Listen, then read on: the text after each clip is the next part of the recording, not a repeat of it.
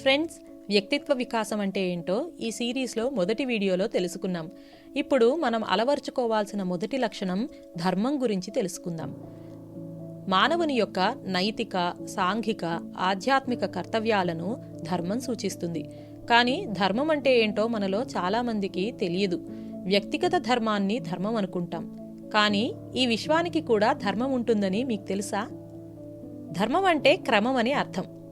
ధర్మం కేవలం వ్యక్తిగత కర్తవ్యాన్ని మాత్రమే కాకుండా విశ్వక్రమాన్ని కూడా సూచిస్తుంది. ఇది విశ్వంలో సమతుల్యతను కాపాడే సూత్రం అన్నమాట. అందుకే ధర్మే సర్వం ప్రతిష్ఠితం అన్నారు. అంటే ధర్మంలోనే అన్ని లోకాలు ప్రతిష్ఠింపబడ్డాయని అర్థం. సూర్య, చంద్ర, గ్రహ, నక్షత్రాదులు క్రమబద్ధంగా వాటి ధర్మాన్ని పాటించకపోతే భూమి మీద జీవరాశి మనుగడ అసాధ్యం. దీన్నే కాస్మిక్ ఆర్డర్ అంటారు. అలాగే ప్రతి జీవరాశిలో ప్రాణ, ఇంద్రియ శక్తులు వాటి ధర్మాల్ని పాటించకపోతే ఆ జీవరాశి బ్రతకదు.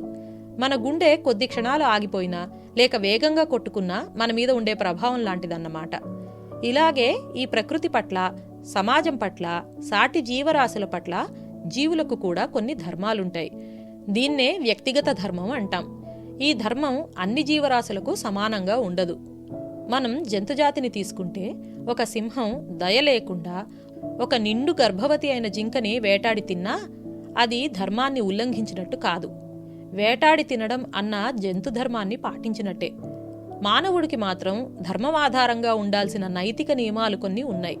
అంటే పిల్లల పట్ల తల్లిదండ్రుల ధర్మం, తల్లిదండ్రుల పట్ల పిల్లల ధర్మం, భార్యాభర్తలు ఒకరి పట్ల ఒకరు పాటించాల్సిన ధర్మం, రాజుకి ప్రజల పట్ల ఉన్న ధర్మం, గురు శిష్యులకు పరస్పరం ఒకరి పట్ల ఒకరికున్న ధర్మం, ఉద్యోగపరంగా పాటించాల్సిన ధర్మాలు, సమాజం, ఇతర జీవరాశుల పట్ల మనకున్న కనీస ధర్మం, పితరులు, దేవతల పట్ల ఉన్న ధర్మాలు, తరతరాలుగా సంప్రదాయంగా వస్తున్న ధర్మాలు, ఆపద్ధర్మం అంటే సాధారణ పరిస్థితుల్లో పాటించే ధర్మాన్ని విస్మరించి ఆపదలో పాటించవలసిన ప్రత్యేక ధర్మం.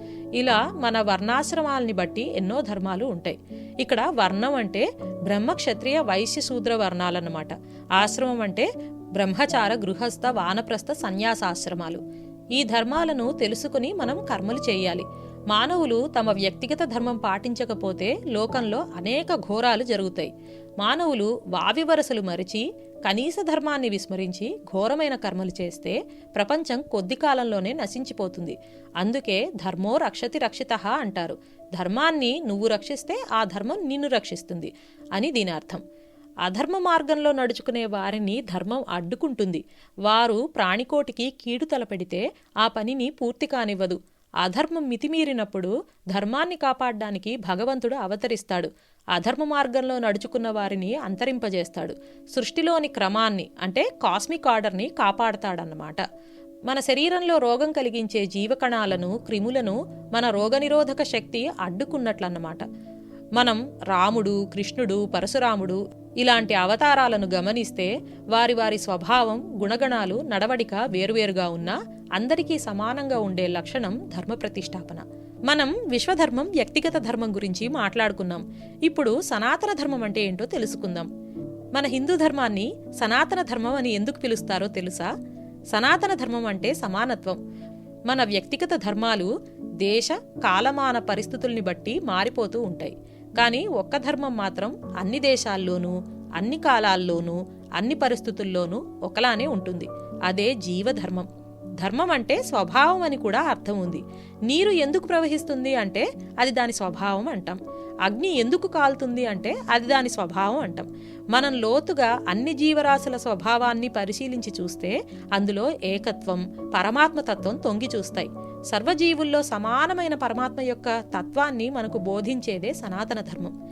సనాతనం అంటే నిత్యం, శాశ్వతమని అర్థం. సనాతన ధర్మం అంటే ఎప్పటికీ నిత్యమైన జీవన విధానం. ఇది ఒక మతం మాత్రం కాదు. సూర్యుడు, చంద్రుడు, పంచభూతాలు ఎంత శాశ్వతమో సనాతన ధర్మం కూడా అంతే శాశ్వతం. సనాతన ధర్మం అంటే సమానత్వం అని తెలుసుకున్నాం. కానీ ఇది గమనించారా? సృష్టిలో గాని, మానవుడి స్వభావంలో గాని సమానత్వం ఉండదు. సృష్టిలో వైరుధ్యం ఉంటుంది. మానవుల జీవన శైలిలో వైవిధ్యం ఉంటుంది. మానవులు రకరకాల వృత్తులు, స్వభావాలు, ఆలోచనలు, జీవన రీతులు కలిగి ఉంటారు. ఈ వైరుధ్యాన్ని, వైవిధ్యాన్ని గౌరవిస్తూ ఏ ధర్మంలో ఉంటే వారు ఆ ధర్మంలోనే తరిస్తారన్న సత్యాన్ని సనాతన ధర్మం చెబుతుంది. మనిషి ధర్మాన్ని తెలుసుకుని సత్కర్మలను ఆచరించాలి. కానీ ఒక్కొక్కప్పుడు పరస్పర విరుద్ధ భావాలు మనల్ని ధర్మ సంకటంలో పడేస్తాయి. అప్పుడు ధర్మశాస్త్రాన్ని కానీ, శాస్త్రం బాగా తెలిసిన పెద్దల్ని, గురువుల్ని కానీ ఆశ్రయించి మన కర్తవ్యాన్ని పాటించాలి. అర్జునుడు కురుక్షేత్ర సంగ్రామంలో తన బంధువులు, తనకు విద్య నేర్పిన గురువులతో యుద్ధం చేయాల్సి వచ్చినప్పుడు ఇలాంటి ధర్మ సంకటంలోనే పడిపోయాడు. అప్పుడు సాక్షాత్తు పరమాత్మే అయిన శ్రీకృష్ణుడు అధర్మంతో యుద్ధం చేసి ధర్మాన్ని నిలబెట్టడమే క్షత్రియుడిగా ధర్మమని కర్తవ్యబోధ చేసి భగవద్గీత ఉపదేశించి అర్జునుణ్ణి ధర్మ సందేహం నుంచి బయటపడేశాడు. అలాగే మనం కూడా సందిగ్ధావస్థలో ఉన్నప్పుడు ధర్మం తెలిసిన పెద్దలు, గురువులని ఆశ్రయించాలి. ఇలా సత్ప్రవర్తన కలిగి ధర్మపరంగా జీవించిన వారు జన్మ పరంపర నుంచి బయటపడతారు. ఫలితం ఆశించకుండా ధర్మబుద్ధితో భగవంతుడికి అర్పిస్తూ చేసే కర్మని నిష్కామ కర్మ అంటారు. మానవుణ్ణి ఉద్ధరించి మోక్షం వైపు నడిపించగల శక్తి ధర్మానికి మాత్రమే ఉంటుంది. ధర్మం తెలియడం వేరు, ధర్మాన్ని ఆచరించడం వేరు. ధర్మాన్ని పాటించి సత్కర్మలు ఆచరించి తరించిన వారు మన పురాణాల్లో, ఇతిహాసాల్లో ఎందరో కనిపిస్తారు. భీష్ముడు, ధర్మరాజు, హనుమంతుడు, విభీషణుడు, హరిశ్చంద్రుడు వీరందరూ ధర్మం వైపు నిలబడి తరిస్తే, ధర్మం తెలిసినా ఆచరించక కర్ణుడు, రావణుడు ఎంతో పరాక్రమవంతులైన అధర్మం వైపు నిలబడి నాశనమయ్యారు. ఈ కథలను వచ్చే భాగంలో తెలుసుకుందాం. మా వీడియోలు గనక మీకు నచ్చినట్లయితే లైక్ చేయండి, షేర్ చేయండి. మీ అమూల్యమైన అభిప్రాయాల్ని కామెంట్ల రూపంలో తెలియజేయండి. మా ఈ ప్రయత్నం మీకు నచ్చితే మా ఛానల్కు సబ్స్క్రైబ్ చేయండి. ధన్యవాదాలు.